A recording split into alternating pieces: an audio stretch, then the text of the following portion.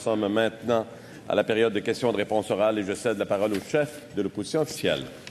Merci, Monsieur le Président. Hydro-Québec refuse toujours de déposer sa demande tarifaire devant la Régie de l'énergie. Et pour se justifier, la société d'État évoque l'adoption imminente du projet de loi 34 de la CAQ. De façon unanime, tous ceux qui se sont prononcés sur le projet de loi ont dit que les Québécois allaient se faire avoir. Pas plus tard qu'hier, 4 anciens ministres de toute allégeance politique ont joint leur voix et décrié ce projet de loi. Mais le premier ministre continue de faire la sourde oreille alors qu'on sait que vous pourriez demander à Hydro-Québec justement de déposer la demande.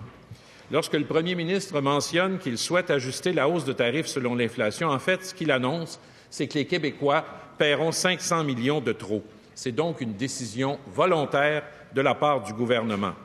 D'ailleurs, en résumé, ce que vous dites aux Québécois, c'est « on se fait avoir, mais de façon prévisible ». Monsieur le Président, nous avons déposé un amendement au projet de loi qui permettrait aux Québécois de payer leur électricité au juste prix.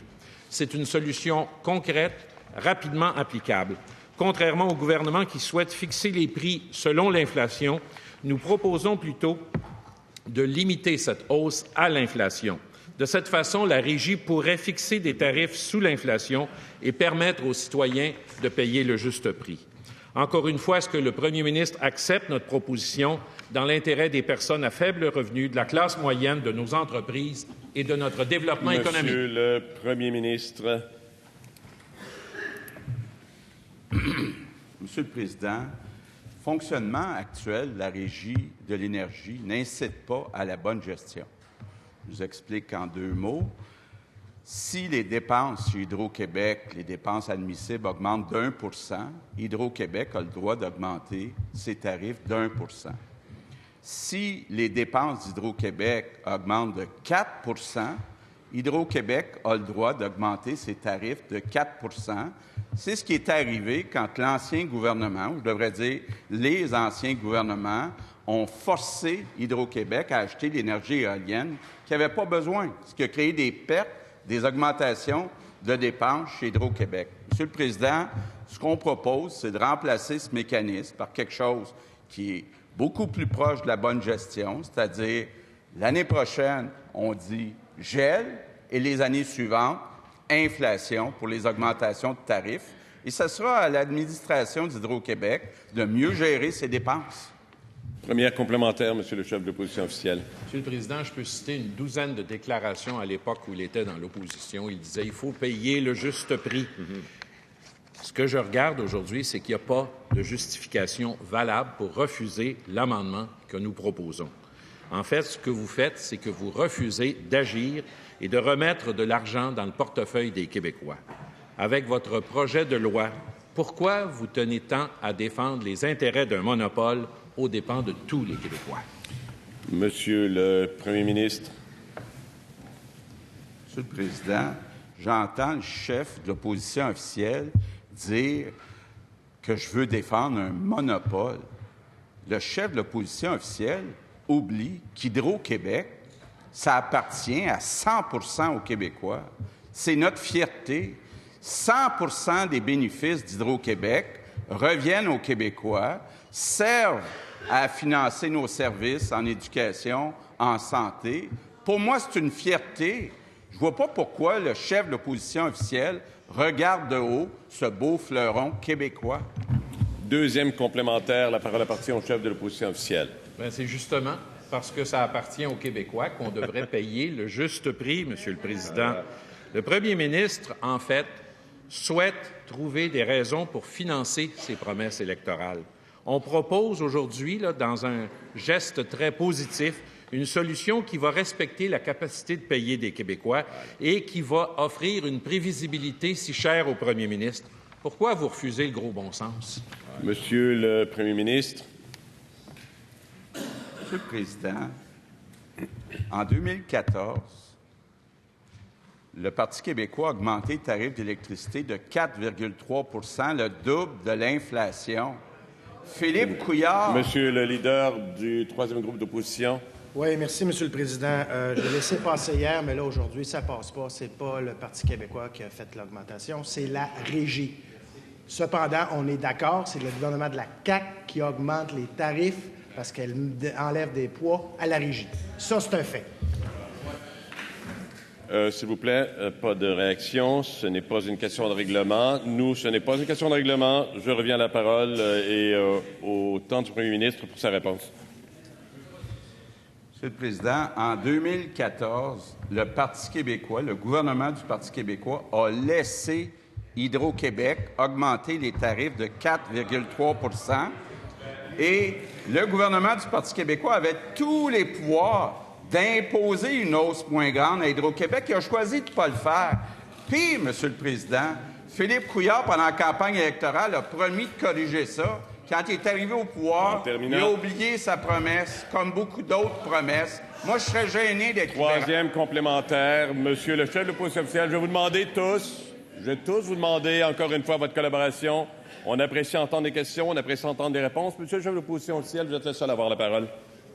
Monsieur le Président, tous les sondages qui ont été faits, il aime ça les sondages, le premier ministre, tous les sondages qui ont été faits démontrent que le monopole d'Hydro-Québec a besoin d'être encadré par un organisme de contrôle. Toutes les oppositions sont d'accord. 4 anciens ministres sont d'accord. Les petites et moyennes entreprises sont d'accord. Tous les groupes de consommateurs sont d'accord. Les experts, les universitaires sont d'accord. Est-ce que le premier ministre peut se lever pour nous dire pourquoi tout le monde a tort et que lui seul a raison? Monsieur le premier ministre, la parole vous appartient. Monsieur le Président, tous les sondages montrent que les Québécois appuient plus le Parti libéral. Monsieur le Président, ce qu'on propose, c'est très simple. On dit à Hydro-Québec, l'année prochaine, vous allez geler vos tarifs, puis pour les années suivantes, vous allez les augmenter de l'inflation. Je sais que l'ancien ministre des Finances pense que l'inflation pourrait monter à 5-6 % Je ne sais pas sur quelle planète il vit. L'objectif de la Banque du Canada, c'est d'aller à peu près à 2 %. Donc, ça veut dire que les tarifs n'augmenteront pas de plus que 2 %. C'est pas mal mieux que ce qu'a fait le Parti libéral puis le Parti québécois. Question principale. Encore une fois, votre collaboration. C'est maintenant le député de Laval-des-Rapides qui a la parole. Monsieur le Président, depuis le 12 juin dernier, le ministre de l'Énergie nous répète sa même cassette au sujet du projet de loi 34.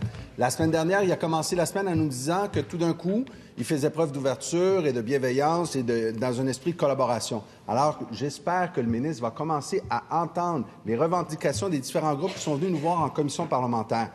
Les représentants des organisations de consommateurs résidentiels, c'est vous, moi, c'est tout le monde qui payons notre électricité l'hiver qui sommes inquiets. Union des consommateurs nous a dit la crainte, c'est que les tarifs payés au cours des prochaines années soient plus élevés que ceux qu'il y aurait eu lorsque les audiences et un examen de la régie auraient été imposés. Option consommateur a dit le projet de loi n'est pas à l'avantage des consommateurs. Alors, Monsieur le ministre, quand est-ce que vous allez commencer à entendre les Québécois? Vous avez été élu par les Québécois pour gouverner pour les Québécois. Votre responsabilité... J'allais le faire, Monsieur le leader du gouvernement. Je vous demande de vous adresser à la présidence. C'est une règle que l'on connaît bien, s'il vous plaît. Je suis là pour vous entendre et vous écouter attentivement. Monsieur le Président, quand est-ce qu'il va comprendre que son projet de loi 34 est mauvais pour les Québécois? Monsieur le ministre, sans commentaire, Monsieur le ministre de l'Énergie et des Ressources naturelles. Merci, Monsieur le Président. Alors, le PL 34, en réalité, je le réitère, parce qu'il est simple, je le sais, je suis obligé de le redire, il permet de retourner plus de 500 millions. Plus de 500 millions dès la première facturation de 2020. Pour arriver à cette conclusion, Monsieur le Président, il faut modifier la méthode de tarification. Parce que le compte d'écart qui existe actuellement, qui est retourné à la clientèle, est justement tributaire de la méthode actuelle à la Régie de l'énergie. Et après ça, on vient dire, l'an prochain, ça sera un gel, et les années subséquentes, ça sera l'inflation. Sur une période de 5 ans, en utilisant le taux composé, Monsieur le Président, ça veut dire que sur 5 ans, la clientèle d'Hydro-Québec va payer 70 % de l'inflation sur cette période-là.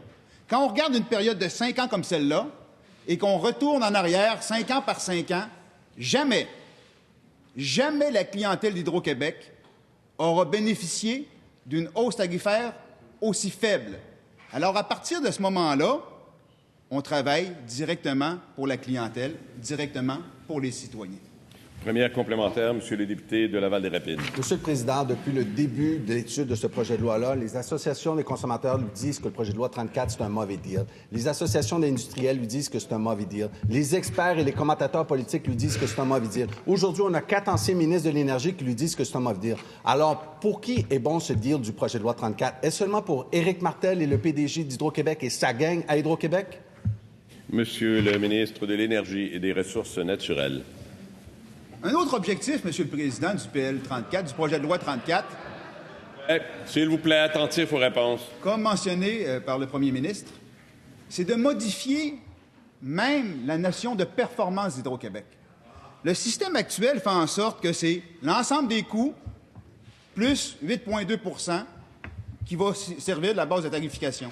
Donc, Hydro-Québec n'a pas intérêt à être efficient dans la gestion de ses coûts, puisque de toute façon, la tarification va suivre. Et c'est ce qu'on a vu dans le passé, justement en 2014, une hausse de 3 fois l'inflation. Alors, avec le projet de loi, le risque est transféré à la société d'État, qui va devoir se gouverner pour être plus efficient et plus performant. Deuxième complémentaire, Monsieur le député.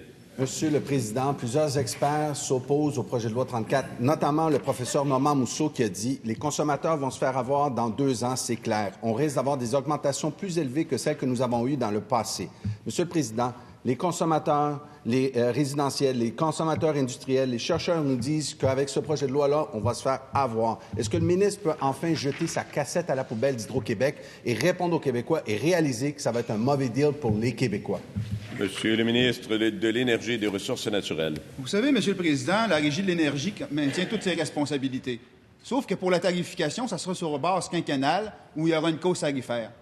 Quand on dit en réalité que le gel plus l'inflation sur les 4 années suivantes, c'est une hausse de tarifs qui n'a jamais été observée dans le passé, aussi faible que ça. Jamais. Alors, quand les gens disent « on se fait avoir », quand l'opposition dit « on va se faire avoir », écoutez, jamais la hausse a été aussi faible. C'est en réalité la meilleure hausse, la plus faible qu'on aura vue sur une base quinquennale. Alors, à partir de ce moment-là, on pense qu'on travaille vraiment pour la clientèle. On travaille pour les citoyens avec une tarification juste, une tarification prévisible, une tarification plus faible. Question principale, Madame la députée de Vaudreuil. Je me fais encore la voix des sinistrés de Sainte-Marthe-sur-le-Lac, à bout de souffle, fatigués, impuissants. Il me fut impossible de ne pas être bouleversée par cette détresse humaine qui porte des prénoms. Myriam, Caroline, Annie, Patrick, Diane, Corinne, Gilles et tous les enfants, Emma, Camille, Maude, et je pourrais continuer. J'ai une pensée toute spéciale pour 2 personnes dont la situation était humainement insupportable. Un homme dans la soixantaine et une jeune femme de 31 ans qui se sont récemment enlevé la vie. C'est un cri du cœur que lancent les sinistrés, mais à ça, le gouvernement ne répond rien. Les gens sur le terrain ont raison de se sentir abandonnés. Les sinistrés demandent de rencontrer le premier ministre et sincèrement, je ne comprends pas pourquoi à ce jour, le premier ministre ne donne pas suite. Il est pourtant le premier ministre de tous les Québécois, incluant les sinistrés de Sainte-Marthe-sur-le-Lac. Encore une fois, est-ce trop demander au premier ministre de prendre de son temps pour aller à leur rencontre? Madame la ministre de la Sécurité publique. Merci, Monsieur le Président. Eh bien, la députée me lit intégralement la même question qu'hier soir, donc je vais reprendre des éléments de mes réponses d'hier soir en disant qu'effectivement, on est d'accord avec la députée de Vaudreuil sur le fait qu'il y a de la détresse présente dans la communauté de Sainte-Marthe-sur-le-Lac. J'ai dit hier, d'ailleurs, qu'il y a des situations chez des personnes sinistrées un petit peu partout au Québec aussi sur lesquelles on travaille, tout aussi fort que celle à Sainte-Marthe-sur-le-Lac, mais on a reconnu abondamment le caractère spécifique de ce qui est survenu à Sainte-Marthe-sur-le-Lac. On travaille extrêmement fort à travers nos équipes de sécurité publique pour l'indemnisation des victimes de sinistres et les équipes de la santé pour s'assurer de la disponibilité, de la proactivité des équipes de soutien psychosocial. Monsieur le Président, je l'ai dit hier, je vais le répéter aujourd'hui et ce sera vrai encore demain et la semaine prochaine si elle me repose la question. Il y a des cas qui sont plus complexes. Il y a un nombre restreint de cas plus complexes sur un lot de cas de 1600 à Sainte-Marthe-sur-le-Lac et de plus de 7000 de dossiers de demande d'indemnisation au Québec. Alors oui, ces cas-là exigent davantage de temps et d'efforts, mais la bonne nouvelle, Monsieur le Président, c'est que les ressources et les efforts sont investis en conséquence de la part du gouvernement. Première complémentaire, Madame la députée de Vaudreuil. Comme réponse, la ministre offre des lignes de presse déconnectées, des statistiques vides de sens. Ces chiffres-là ne rassurent personne à Sainte-Marthe-sur-le-Lac. Monsieur le Président, les messages que je reçois chaque jour demandent à la ministre d'ouvrir les yeux, lui demandent compréhension et compassion. Encore une fois, c'est une situation exceptionnelle qui demande des mesures exceptionnelles. À quand le programme spécial pour les sinistrés de Sainte-Marthe-sur-le-Lac? Madame la ministre de la Sécurité publique. Bien, effectivement, Monsieur le Président, c'est une situation exceptionnelle qui demande des mesures exceptionnelles sur lesquelles on est exactement en train de travailler avec ma collègue des Affaires municipales. Comme je l'ai dit hier, mon cabinet, depuis le tout début, est en communication constante avec les gens de la ville de Sainte-Marthe-sur-le-Lac, avec les gens de la Croix-Rouge, avec tous les partenaires impliqués dans ce que j'appellerais l'effort gouvernemental concerté pour soutenir nos sinistrés avec ma collègue de la Santé. Bien sûr, j'ai dit hier que j'allais rencontrer sous peu la mairesse de Sainte-Marthe-sur-le-Lac pour nous assurer qu'elle dispose de tous les outils nécessaires. Si on peut l'aider davantage ou différemment, on va le faire. Mais, Monsieur le Président, il reste qu'il y a certaines situations qui sont plus complexes et il faut les traiter en conséquence. Deuxième complémentaire, Madame la députée. Tout comme hier, ma question s'adresse à la députée de Mirabel, la députée des 6 000 évacués et des milliers de familles qui font aujourd'hui face à l'inconnu. Cette fois, je cite un citoyen de Sainte-Marthe-sur-le-Lac. Ma députée provinciale, elle est où? Elle fait quoi pour ses citoyens? Aurait-elle dû faire une assemblée spéciale pour les sinistrés? Est-ce que sa page Facebook en parle? Fin de la citation. La députée peut-elle aujourd'hui prendre leur dossier en main, faire bouger les choses au bénéfice de son monde?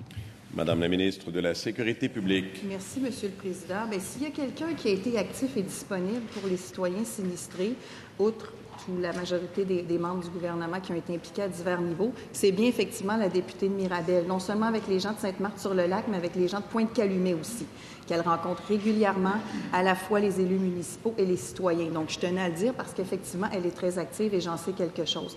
Donc, Monsieur le Président, c'est un effort d'équipe qu'on fait à la fois les sécurités publiques et à travers divers ministères pour aider au mieux nos personnes sinistrées. Mais comme je l'ai dit hier à la députée de Vaudreuil, si elle a des informations ou a besoin de davantage d'informations, parce qu'il y a des informations qu'on ne peut pas nécessairement dire publiquement, je l'invite à travailler avec nous, comme le fait son collègue de Pontiac, comme le font plein de collègues de l'Assemblée nationale dans des circonscriptions. Question principale, Madame la chef du deuxième groupe d'opposition.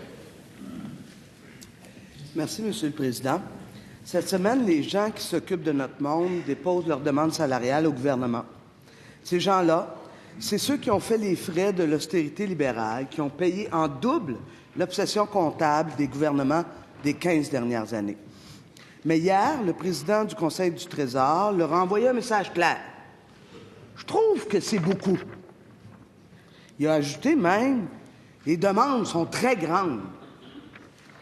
Ça commence à devenir une habitude à la CAQ, là. Quand le monde ordinaire demande d'améliorer leurs conditions, c'est toujours trop. Mais quand ceux en haut de l'échelle, eux, s'empiffrent, ça, c'est normal, c'est la loi du capitalisme, on y peut rien.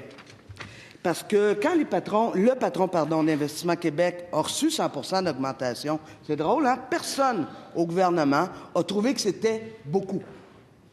Mais 2 piastres de l'heure pour le personnel de l'éducation, ça, c'est bien épouvantable. D'ailleurs, le premier ministre a dit tantôt au chef de l'opposition qu'il serait gêné d'être libéral.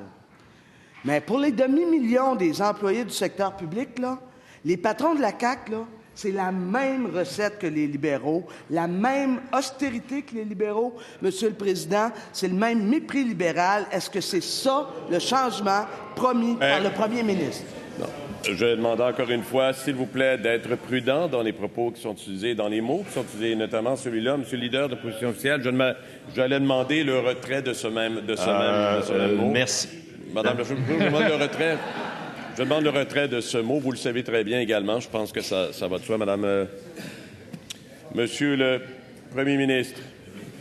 Monsieur le Président, la CAQ, durant la campagne électorale, a promis de réduire les taxes scolaires, d'augmenter les allocations familiales, de réduire les tarifs de garderie, puis on va le faire. Je sais que Québec solidaire est contre ces 3 mesures, mais on va le faire quand même. Ce que je sais aussi, c'est quand on regarde le cadre financier de Québec solidaire, ce qui était prévu, c'est une augmentation à l'inflation pour les salaires de tous les employés de l'État. Ça donne bien, c'est exactement ce qu'on propose. Donc, Est-ce qu'elle a changé d'idée sur les augmentations de salaire? Pourquoi elle ne veut pas respecter son cadre financier, son propre cadre financier? Première complémentaire, Madame la chef du deuxième groupe d'opposition, ça reste toujours à la présidence. C'est pas vrai du tout. Pour nous, l'inflation, c'est pas le maximum, c'est un minimum. C'est un minimum. On vous dit pas de vider les coffres. Hein? Ce qu'on vous dit, c'est, avec ces surplus-là, il faut rétablir les injustices du passé vécues sur un régime libéral. Est-ce que vous êtes fiers de poursuivre la même logique que les libéraux? Monsieur le Premier ministre, je vous demande toujours de vous adresser à la présidence, s'il vous plaît. Monsieur le Président, je m'excuse de le rappeler à la chef de Québec solidaire, mais effectivement, le cadre financier qui a été proposé pour les 4 années du mandat actuel, c'est celui du Parti libéral qui proposait des augmentations de salaire à l'inflation. Et quand je regarde le cadre financier de Québec solidaire, ils n'ont fait aucune correction dans ce qui a été proposé par le Parti libéral. Par contre, nous, de notre côté, ce qu'on a proposé, c'est de réduire les taxes scolaires, augmenter les allocations familiales, réduire les tarifs de garderie, remettre 1,5 milliard dans les poches des Québécois. Donc, je sais qu'elle n'est pas d'accord avec ça, mais nous, on va respecter nos promesses. Deuxième complémentaire, Madame la chef du deuxième groupe d'opposition. En fait, ce que le premier ministre ne dit pas, Monsieur le Président, c'est que depuis l'an 2000, là, les salaires de la fonction publique ont à peine accoté le coût de la vie, alors que ceux du secteur privé, eux, ont bondi de 13 %. Est-ce que le premier ministre de la CAQ est fier de continuer le travail des premiers ministres Charest et Couillard en dévalorisant le secteur public? Est-ce que c'est ça, les valeurs du Québec? Le leader du gouvernement. Monsieur le Président, on prête des intentions et je ne pense pas que les termes sont appropriés, alors je demanderai le retrait. Monsieur le leader du deuxième groupe d'opposition. Monsieur le Président, la chef de la deuxième opposition exprime une opinion politique sur les orientations du gouvernement. Elle ne prête pas d'intention. Elle souligne la continuité entre les orientations de ce gouvernement et des gouvernements précédents. Ça ne correspond à aucune infraction dans le règlement. C'est un jugement politique sur les orientations du gouvernement. Ça peut lui déplaire au gouvernement, mais ça ne constitue pas une infraction à notre règlement. Je vais vous demander à ce moment-ci d'être prudent dans la formulation, mais ce n'est pas contraire au règlement. Vous avez des opinions qui peuvent diverger, bien sûr. Je demande à la chef du deuxième groupe de compléter sa question. Bien.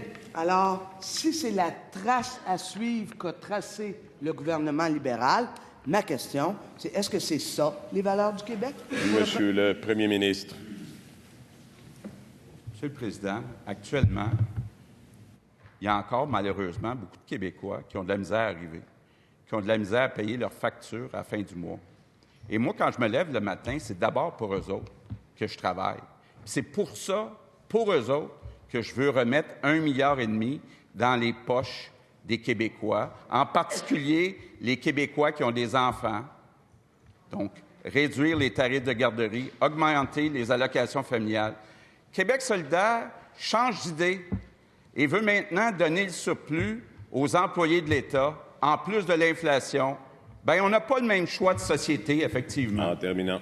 Question principale, Monsieur le député de Jonquière. Oui, Monsieur le Président, avec le projet de loi 34 sur l'affaiblissement des pouvoirs de la Régie de l'énergie et l'augmentation des tarifs d'électricité, le gouvernement fait l'unanimité contre lui. Après les associations de consommateurs, après les grands industriels, après 1400 PME dans toutes les régions du Québec qui représentent 15 000 emplois, voici maintenant 4 anciens ministres de 2 partis politiques différents qui se liguent, eux aussi, contre le gouvernement, dont le père de la Régie de l'énergie, Guy Chevrette. Ils font 3 constats. Le projet de loi va priver les consommateurs résidentiels de baisses tarifaires dans un contexte de ralentissement économique, nuire au Québec dans ses négociations pour la vente de blocs d'électricité aux États-Unis et nuire à la compétitivité de nos entreprises petites et grandes. Alors, est-ce qu'il y a quelqu'un dans ce gouvernement qui peut nous expliquer pourquoi il ne réussit pas à convaincre personne de la pertinence du projet de loi, sauf Hydro-Québec? Monsieur le ministre de l'Énergie et des Ressources naturelles. Oui, merci, Monsieur le Président. Alors, merci pour la question du collègue qui me permet de revenir justement sur cette lettre qui mentionnait en réalité qu'on risquait de mettre en péril les exportations d'électricité. Écoutez, notre gouvernement a été très clair dès, en réalité, notre entrée en fonction. Un des principaux objectifs, c'est de d'être en mesure d'exporter les surplus auprès, en fin de compte, de nos voisins, Massachusetts, New York, etc. Alors, il faut bien comprendre, Monsieur le Président, que lors de l'élaboration du PL 34, nous avons pris toutes les mesures nécessaires pour s'assurer qu'aucun élément fera en sorte de réduire cette possibilité-là. Alors, on a travaillé avec les auditeurs externes, en fin de compte, d'Hydro-Québec, avec les juristes de l'État, avec les juristes d'Hydro-Québec. Et justement, il y a 2 associations aux États-Unis qui visent justement à s'assurer que ces exportations-là sont adéquates. Le PERC et également le FERC, excusez-moi, et le NERC, 2 associations qui regardent essentiellement le volet transport, Hydro-Québec Transport. Et dans cette perspective-là, le PL 34 ne modifie aucunement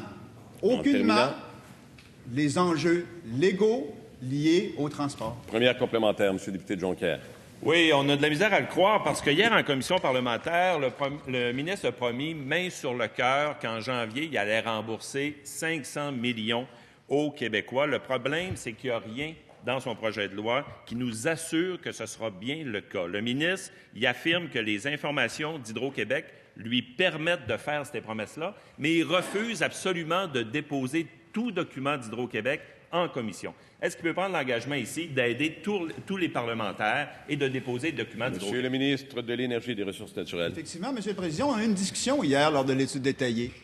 Et l'engagement que notre gouvernement a pris avec le PL 34, c'est de retourner au minimum 500 millions de dollars dès la première facturation à l'ensemble de la clientèle. Alors, naturellement, c'est le compte d'écart qui est projeté et qui sera effectivement audité par les auditeurs externes au 31 décembre. Donc, d'ici cette date-là, nous, on donne la garantie que ça sera minimalement 500 millions, mais ça sera la totalité du compte d'écart qui sera redistribué dès la première facturation, puisque le projet de loi 34, s'il est sanctionné, va le permettre. Deuxième complémentaire, M. le député. Oui, s'il est si convaincu que ça, pourquoi il ne veut pas nous le déposer devant tout le monde, Monsieur le Président? Le ministre est isolé, de plus en plus isolé. Les consommateurs sont contre lui, les industriels sont contre lui, les PME sont contre lui, l'opposition est contre lui, tout le monde est contre lui. Alors, il reste juste une chose à faire, c'est de renoncer à son projet de loi, Monsieur le Président. Est-ce qu'il va le faire? Monsieur le ministre de l'Énergie et des Ressources naturelles. Oui, Monsieur le Président, nous n'avons pas l'intention de renoncer au PL 34. Le projet de loi 34, je réitère, 3 éléments. Si on me dit en réalité qu'on n'est pas confortable avec le fait qu'on va retourner plus de 500 millions à l'ensemble de la clientèle dès la première facturation de janvier, nous, on est très confortable. Pour arriver à cet élément-là, il faut modifier le mode de tarification qui ne favorise pas la performance actuellement d'Hydro-Québec, puisque c'est un coût auquel on ajoute un rendement. Nous, on veut favoriser la performance. On va geler les tarifs en 2020. On va les augmenter à l'inflation. Sur une période de 5 ans, jamais la clientèle d'Hydro-Québec aura bénéficié d'une baisse, d'une hausse aussi faible des tarifs. Donc, c'est le projet de loi. Question principale, Monsieur le député de Lapinière. Monsieur le Président, ce matin, à travers vous, je m'adresse aux infirmières de partout au Québec qui vivent une grande charge de travail, du temps supplémentaire obligatoire, des congés de maladie. Nous les avions entendus et ensemble, on a dessiné les projets ratios. Si aujourd'hui une infirmière s'occupe de 13 patients, demain, elle s'en occupera de 9, 8 ou 7. Moins de charge de travail, pas de temps supplémentaire obligatoire et moins de congés de maladie, mais c'est aussi plus de personnel. Les projets sont tous terminés, les résultats sont probants, mais la ministre ne peut pas les appliquer. Pourquoi?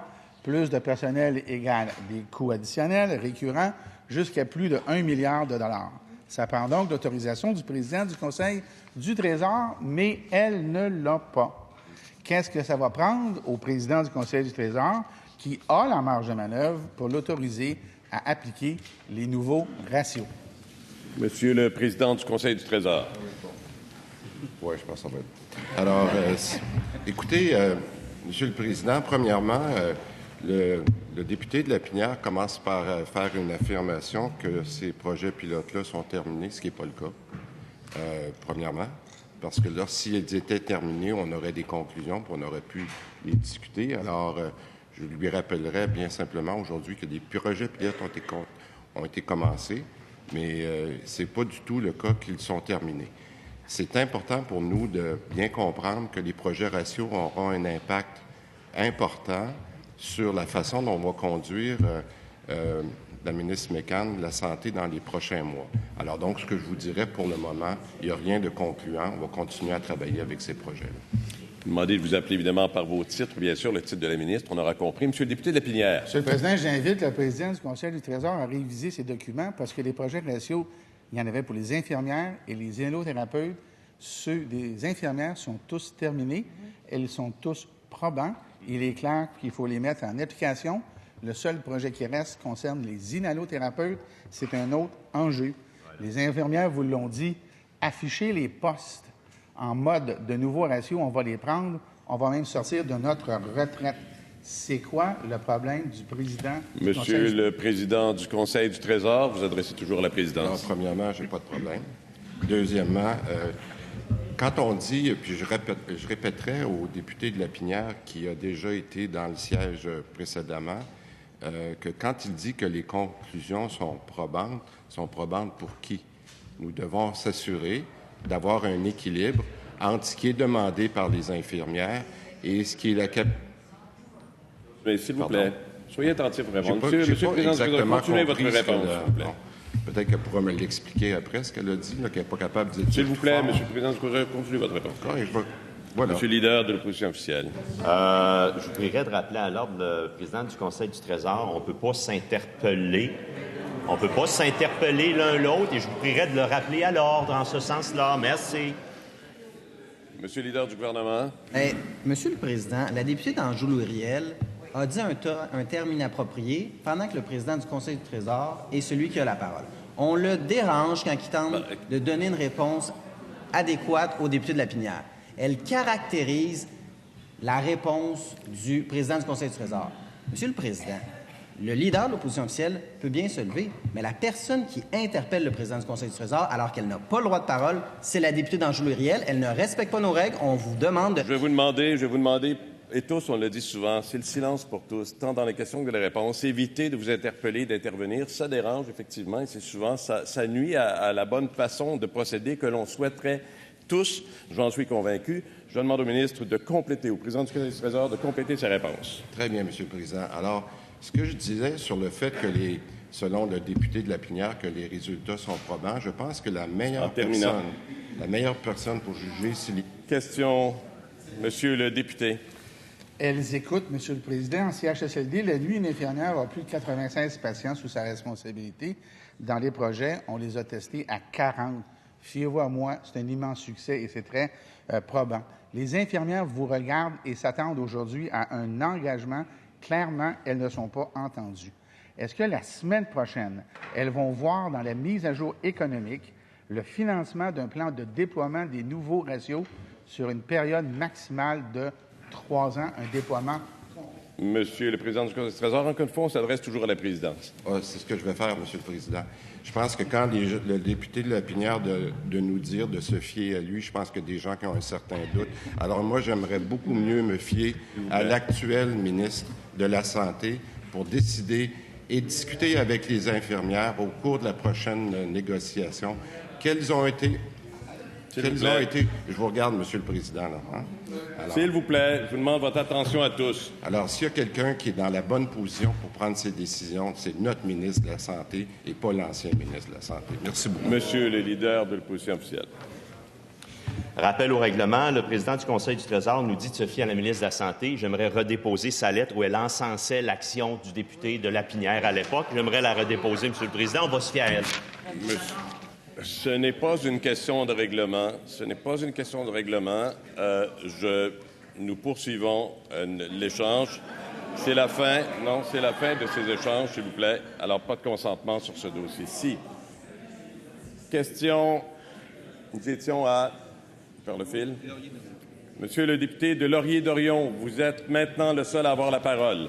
Merci, Monsieur le Président. Nous apprenons ce matin que le ministre de l'Immigration ouvre un nouveau front dans sa campagne pour nourrir les préjugés envers les immigrants. D'abord, il y a eu les 18 000 dossiers annulés. Ensuite, la loi qui empêche les femmes musulmanes de travailler dans l'enseignement. Puis les taxis. Maintenant, c'est au tour des tests de valeurs. Quand j'ai lu les journaux ce matin, j'ai failli tomber de ma chaise, Monsieur le Président. Les tests de valeurs du ministre sont les valeurs exprimées par la Charte québécoise des droits et libertés. Cette même charte qui a été honteusement suspendue sous bâillon par les ministres en juin dernier. Les ministres demandent aux personnes immigrantes de respecter la charte québécoise, mais lui, il s'essuie les pieds avec. Comment va-t-il leur imposer un test qu'il n'est même pas capable de respecter lui-même? Monsieur le ministre de l'Immigration, encore une fois, prudence dans vos propos. On s'adresse à la présidence et on est attentif. Oui, Monsieur le Président, réponse en 2 volets. Le député de Laurier-Dorion a fait référence à la loi sur la laïcité de l'État. Je peux vous dire que le gouvernement et moi-même, on est très fiers d'avoir déposé cette loi-là, Monsieur le Président, parce qu'on vient clarifier des choses, que l'État et les religions, c'est séparé au Québec. On fait en sorte là, que pour certaines fonctions bien précises, il n'est pas possible de porter de signes religieux durant la prestation de travail. Deuxièmement, il ne faut pas mélanger les choses, Monsieur le Président. Aujourd'hui, nous allons annoncer que nous allons mettre en place une évaluation de connaissance des valeurs québécoises, inscrite dans la Charte des droits et libertés de la personne. Je pense qu'au Québec, les valeurs québécoises, la non-discrimination fondée sur l'âge, sur le sexe, sur l'origine ethnique, ce sont des éléments importants. L'adhésion au principe d'égalité entre les hommes et les femmes, Monsieur le Président, je pense que c'est une valeur importante de la société québécoise. Si Québec solidaire est en désaccord avec ça, ça leur appartient. Mais une chose est sûre, Monsieur le Président, la société québécoise, elle est accueillante, mais on souhaite que les gens adhèrent aux valeurs qui sont partagées par les Québécois et les Québécoises. Et notre gouvernement va respecter les engagements que nous avons pris lors de la dernière campagne électorale, et c'est ce que nous faisons aujourd'hui. Première complémentaire, Monsieur le député de Laurier-Dorion. Les valeurs québécoises, Monsieur le Président, j'en suis. Le problème, c'est que la dernière fois que le ministre nous a parlé de ces valeurs, c'était pour déroger à la Charte québécoise des droits et libertés de la personne. Est-ce qu'encore une fois, certaines valeurs vont compter plus que d'autres pour le ministre? Son test va-t-il informer les immigrants qui portent un signe religieux qu'ils ne pourront pas travailler dans certaines fonctions comme dans l'enseignement? Ministre de l'Immigration. Monsieur le Président, ce que le député de Laurier-Dorion dit, c'est inexact, Monsieur le Président. Il ne faut pas mélanger la laïcité de l'État pour certains emplois et la relation avec l'accueil des nouveaux arrivants. La loi sur la laïcité de l'État, pour certaines fonctions bien précises, policiers, juges, agents de service correctionnel, directeurs d'école, enseignants, durant la prestation de travail, pour tout nouvel enseignant, pour tout nouveau policier, pour tout nouveau procureur, ce n'est pas possible de porter de signes religieux. Ils représentent l'État dans le cadre de leur fonction.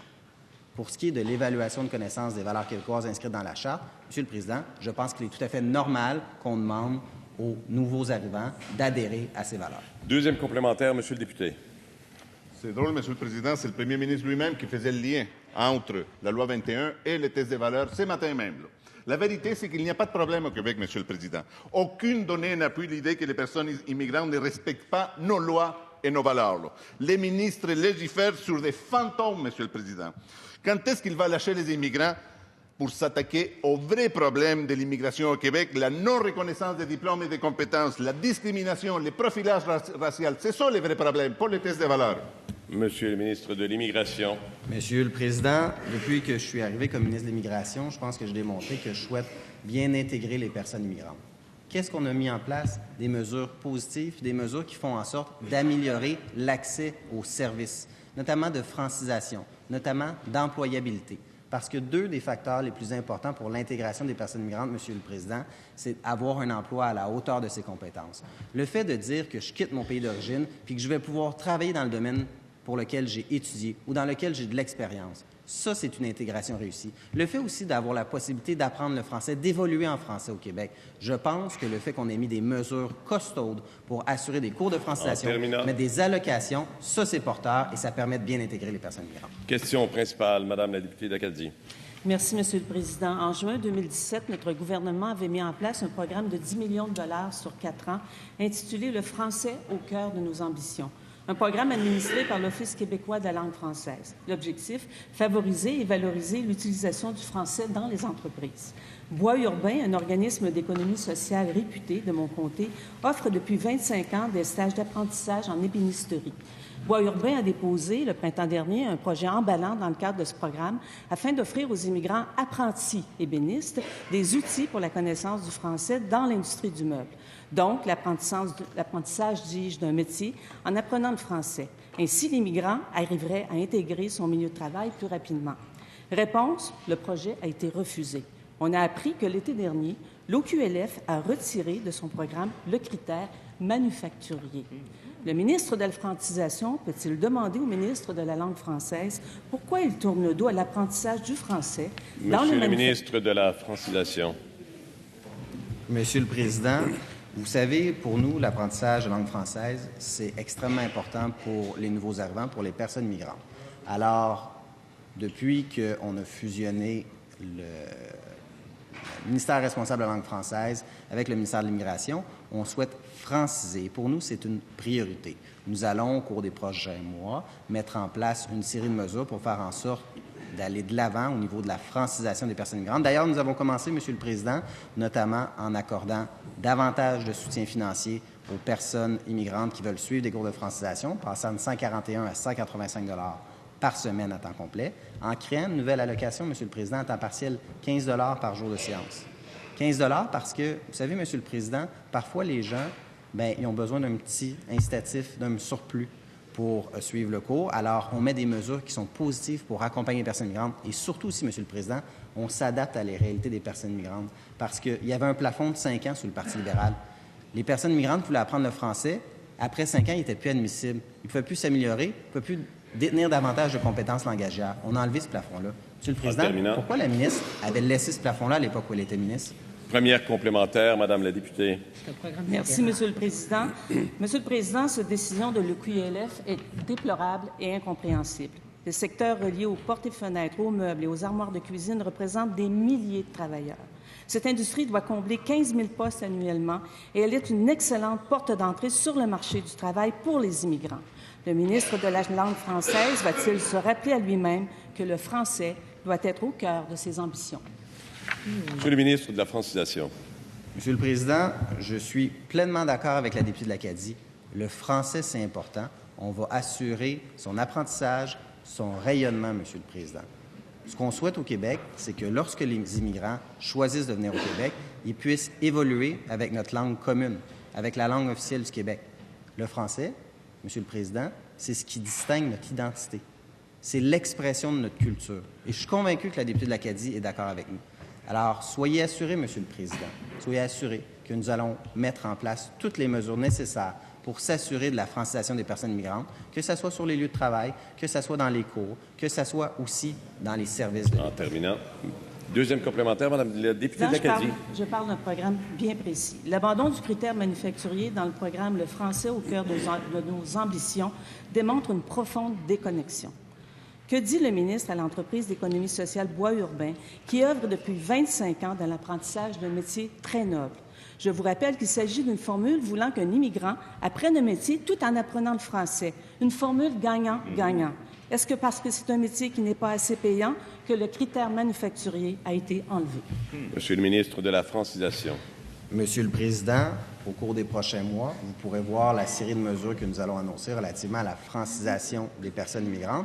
Le programme relevait de l'Office québécois de la langue française et nous allons prendre les mesures pour assurer une francisation pleine et entière et l'opportunité aussi aux personnes immigrantes, qu'elles soient en entreprise, qu'elles soient dans le domaine de l'éducation, qu'elles soient à la maison, donner l'opportunité d'apprendre le français, la disponibilité des cours. Et nous avons déjà commencé, notamment en assurant des sessions intercalées pour rentrer dans un cours de français en cours de route. Monsieur le Président, c'est la disponibilité des ressources, des cours, et nous allons le faire. Nous avons déjà commencé à le faire avec des mesures costaudes. Question principale, Monsieur le député de Pontiac. Merci, Monsieur le Président. Être patient en dialyse, c'est rien de joyeux, c'est épuisant, c'est drainant. Et les nouveaux centres d'hémodialyse en région ont simplifié la vie de beaucoup de gens, de beaucoup de familles. Plusieurs de ces centres ont ouvert au cours des dernières années, certains en Outaouais, en Gaspésie et un à Rivière-du-Loup. Parce que pendant des années, les gens de Rivière-du-Loup devaient se déplacer au quotidien vers Rimouski pour avoir des services et des patients devaient débourser 1 200 $ en pension et 650 $ par mois en déplacement entre Rimouski et chez eux. Mais ils croyaient tout ça derrière eux, Monsieur le Président. Mais malheureusement, ça leur a commencé dernièrement. L'unité qui est installée à Rivière-du-Loup n'accueille pas tous les patients en ce moment. Il manque un quart de travail. Et encore une fois, des gens ont dû déménager à Rimouski. Les patients déplorent qu'ils sont loin de leur famille, Les familles disent qu'au minimum, on devrait rembourser leurs déplacements. Ces gens sont isolés de leur milieu, loin de leur famille. Ils devraient avoir ce service-là chez eux, à Rivière-du-Loup. Comment on peut accepter la situation en ce moment? Madame la ministre de la Santé et des Services sociaux. Bien, encore une fois, Monsieur le Président, je remercie mon collègue de poser la question parce que, effectivement, moi, je crois que les services d'hémodialyse, il faut qu'ils soient à proximité le plus possible de la population, surtout ces services-là. Et parce qu'on le sait, c'est 3 fois par semaine, plusieurs heures par jour. Et effectivement, c'est des services majeurs pour les personnes. Et je vais le dire tout de suite, Monsieur le Président, on est en train de trouver une solution pour les personnes qui ont besoin d'hémodialyse. Et c'est imminent, Monsieur le Président. Les personnes qui demeurent dans le secteur de Rivière-du-Loup vont pouvoir avoir accès davantage à des services d'hémodialyse à Rivière-du-Loup, Monsieur le Président. Et en plus, Monsieur le Président, quand ce sera le cas, quand ce sera nécessaire d'aller chercher des services de façon plus lointaine, on est en train de reviser toute la politique du transport pour les personnes qui ont à faire des grandes distances, les frais qu'on donne. Alors, Monsieur le Président, nous, on règle les dossiers sur plusieurs fronts. On veut que les services se donnent à proximité le plus possible. Et à Rivière-du-Loup, il va y avoir une hausse de l'offre de services en... Ceci met fin à la période de questions et de réponses orales. Merci de votre collaboration.